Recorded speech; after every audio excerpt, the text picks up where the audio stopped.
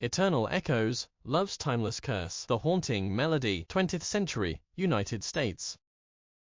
In the early 1920s, the bustling city of New Orleans was a melting pot of cultures, renowned for its vibrant music scene, particularly the emergence of jazz. The lively streets of the French Quarter were filled with the sounds of trumpets, pianos, and soulful voices, creating an atmosphere that was both enchanting and intoxicating. Amidst this musical renaissance lived a young pianist named Samuel "Sam" Thompson. Sam was a prodigious talent, having learned to play the piano from a tender age under the guidance of his mother, a former concert pianist. His passion for music was evident in every note he played, and by his mid-20s, he had become a regular performer at the Blue Note, a popular jazz club known for showcasing the city's finest musicians.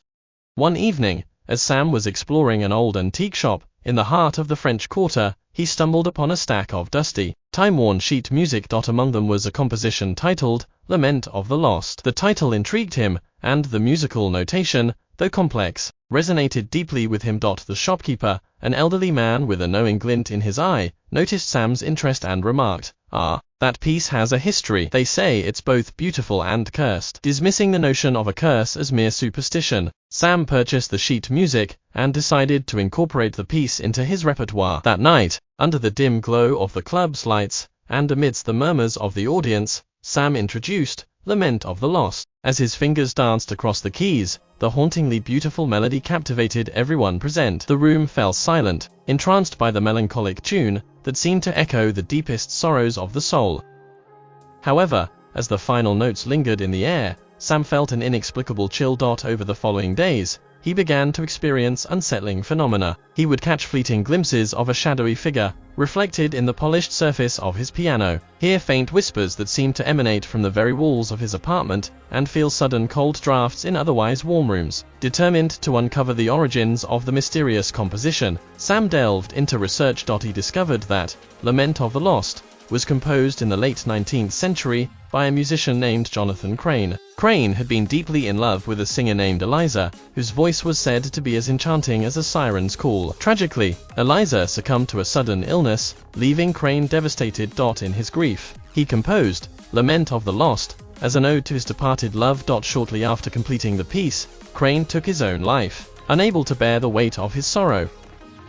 Local legends whispered that Crane's spirit became entwined with the melody, and those who dared to play it would awaken his restless ghost, doomed to relive his heartache through anyone who performed the piece. As the eerie occurrences intensified, Sam's performances began to suffer. His once flawless playing was now marred by missed notes and unsettling pauses. His friends and fellow musicians noticed his growing pallor and the dark circles under his eyes, but Sam brushed off their concerns, attributing his condition to fatigue. One night, after a particularly disconcerting encounter, where he felt a cold hand grip his shoulder while he practiced alone, Sam resolved to confront the spectral presence. He returned to the antique shop, seeking answers from the enigmatic shopkeeper.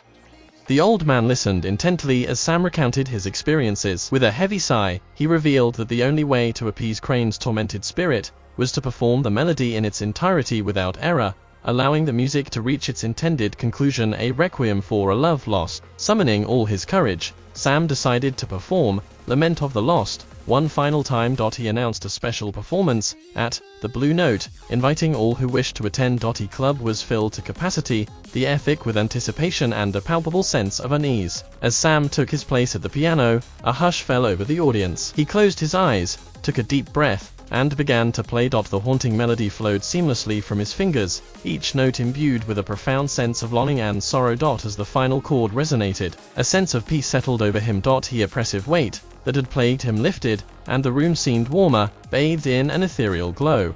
In that moment, Sam felt a presence beside him, a gentle touch, a whisper of gratitude. He knew then that Jonathan Crane's spirit had found solace, his love for Eliza finally honored, and his torment ended. From that night forward, Sam never again experienced the unsettling phenomena. He continued to play at the Blue Note, his performances regaining their former brilliance, but he chose never to play Lament of the Lost again, allowing the haunting melody to rest along with the souls it had once bound. The story of Sam Thompson and the cursed composition became a legend among the musicians of New Orleans, a tale of love, loss, and the enduring power of music to transcend even the boundaries between life and death.